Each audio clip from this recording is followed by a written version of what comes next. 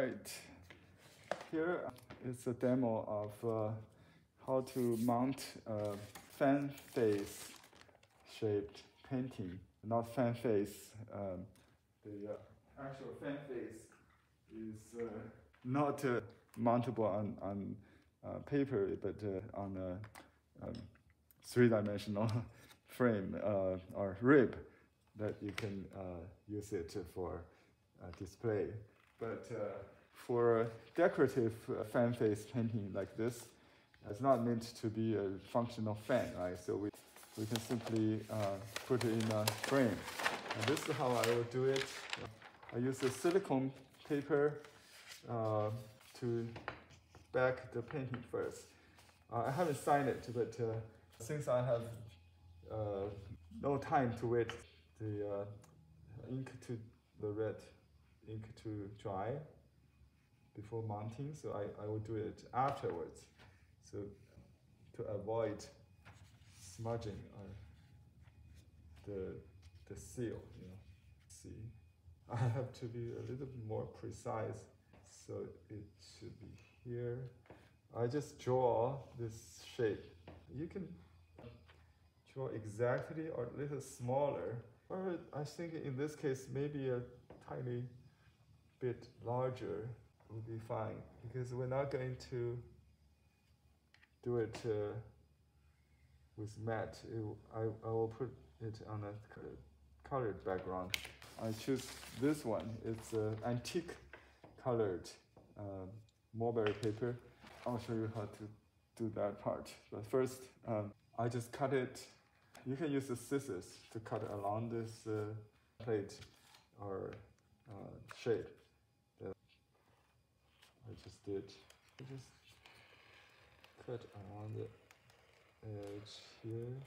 Doesn't have to be exact, but as close as possible. I use a rotary blade because it's easy to get torn, because the silicone film on the other side is kind of sticky. Okay, just take this out. Oops, I think I forgot this side completely. One more time here. So this is cutting to shape. I'm going to mount this one, back this one first with the silicone, which is method A. In our product description, you can follow those steps and what you need. And also, I have prepared another piece for this backing paper itself, because this regular backing paper is a very thin one. You can use thicker one. And then I'll back this mulberry paper to make it flat itself. Otherwise, as you can see, there are creases on this one. So if you back the painting on this one, it might not be perfect. So it's a good idea to enhance first, to flatten it. You don't have to, but it's, especially with larger painting like this, it's good to have a thicker backing. So I will back this one first with silicone, and let me see. I did have the silicone. Oh, I didn't have the silicone here. I just used it for this one. I just realized I have to cut this again. So I will cut the paper one more time to match the backing paper of this. I usually just visualize. I'm a visual person. I don't like to go with numbers. I just do something like this. Directly visualize it. So I will cut the silicone like this to match the size of the backing. I don't have to measure, just cut that. This is the silicone paper. I put the film facing down for easier. And then I cut this part. Just make sure it covers the entire piece, because there might be some extra margin on the relief paper. So you might see, so take that into consideration. You can cut a little bigger if you're not sure, but the closer the better. to avoid extra may stick on the padding. You'll see. So the next, I'm going to prepare the backing first, and then the paintings separately. Finally, to put them together. So the first thing I'm going to do is to mount the backing paper. This is just a preparation. No pressure. If something wrong, you can just throw it away. Do it again. It's not the original art we need to worry about. So just put the silicone paper. I think that it's a little bit too long there. You can trim it off. Otherwise, it will stick on the cloth here. So I just take scissors to cut it off. And you can use the blade and the pad. It's okay. Okay. Now I use iron set on silk to heat activate the adhesive using the heat to activate the silicone. The silicone is facing the backing paper. Okay, and just go from one side to the other. Usually I start from the center. And this is an alternative way to do this. So just go all the way to the side of the, see if I still have some extra here, but I can rub it off. On this padding with the 4 layers of denim, it's easy to remove the extra silicone. See, like here, just rub it off. And then put the backing paper on there's a smooth side, should be facing up. Okay. This could be a piece of painting, so the process is the same. So you can double the backing, so to speak, to change the color of the mat. If you like, you can cut a hole on this, consider this like a mat, but it's very difficult. You have to use a template and cut it with an electric knife or something like that. To simplify it, because this color is not so intense, so my painting will be okay to cover that on the front simply. So we don't need to open a hole on this one, I guess. And now I put this release paper back just to protect it from dust. I start from the center and going outward from there. You don't have to do fast. Slowly in a order so the air goes out, not trapped inside. Just like you would do with a wet mounting with the palm fiber brush to drive air out. You just use the iron, same way. So this is to prepare the surface for the painting. Because there's no wrinkle, I don't use any water. If there's wrinkle, I spray some water and iron it, or before iron putting on. So that's prepared now. Now we have to do this a little different, because this is the original. Alternatively, you can just put the silicone first on this, and then match that. I think that's probably easier, right? Because to mount the silicone on the original painting is still a bit risky, so I think we will stay with method B.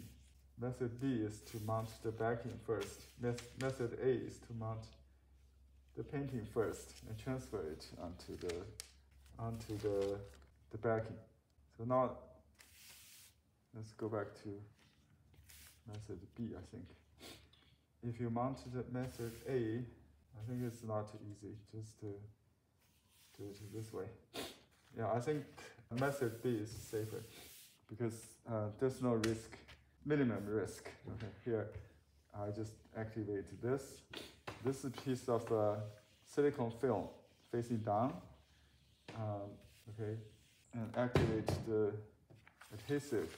You peel, after it cool down a little bit, you peel it off, the release paper on top, okay?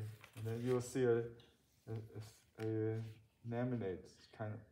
If it's too hot, it stick. So you'd better wait a little longer, a little bit longer. It will pour out if it's too hot. And save that piece and put this on. You can see under some light condition, you can see the shyness. Or you can touch it to make sure it matches the painting on the sticky surface we prepared. It's up and down. So it's a little bit larger, which is good. If it's small, you will see loose edges, but you can use a mat. I think something like that, it may help to show the original texture of the painting.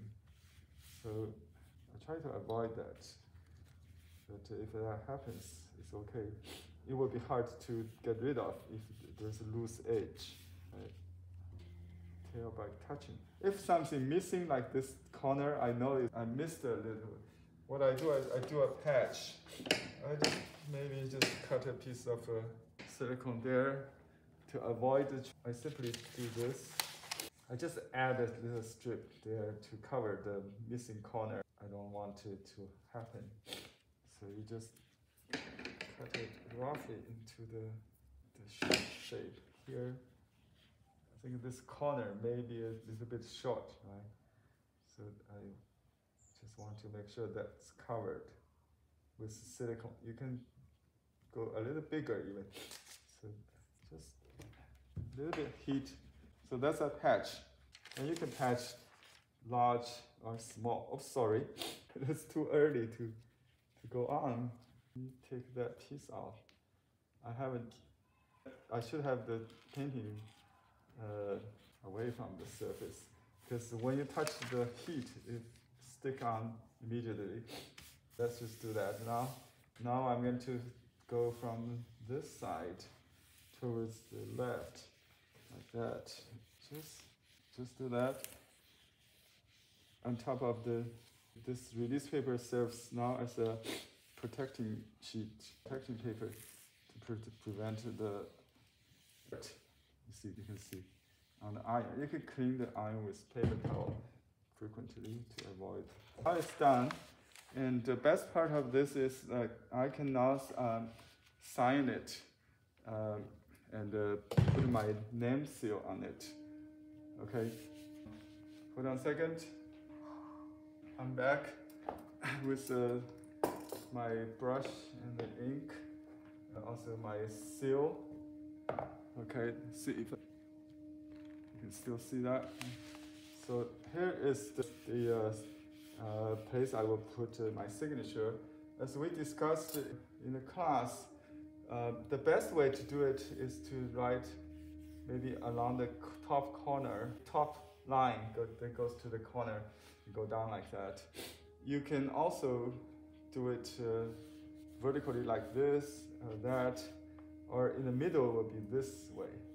So it's really depends on how important, how prominent your signature in the painting. You can write a poem here in the middle, or you can write a short signature hidden in the woods or the stone. So really depends on where you want to have. Let me see. What do I do? But the principle is you want to align the calligraphy or the seal with the ribs, like the real fan. You can also do it just like align vertically as the frame now we have. That's a contemporary approach. Ignore the classical fan functionality, you know. But I think that expansion perspective really helped to create the sense of vastness of the landscape instead of doing this like a viewfinder. So I'm debating with myself. how do we do that? And on the fan that I did here, as you can see, I did from this side. So this is basically the same composition, which proved to be working. So I'm going to just write this repeatedly here for you to copy if you want. And my seals, my ink may be too dry here. This ink cake may take a while to melt. So sometimes I just put a drop of ink in to make it easier. So let's write, repeat the line. I'll write smaller. Or you can, if you write in English or contemporary Chinese, you can also go this way. It's okay. So let me just reverse it. So the seal will be on this side, instead of on the empty space here. Depends on how you want. If you think that seal may look like a sun or something, you can do that. You kind of frame the picture better, I think, balance. If the seal on this side, it might make this part too heavy. So I think it might even go that far there, starting from here all the way there.